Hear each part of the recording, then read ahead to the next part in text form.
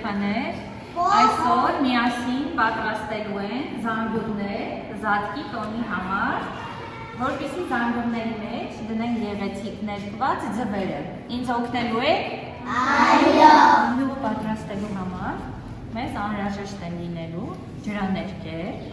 որպեսզի գունավորենք ներսի հատվածում։ Մեզ պետք են լինելու ժապավեններ, փայտիկներ, սոսինձ և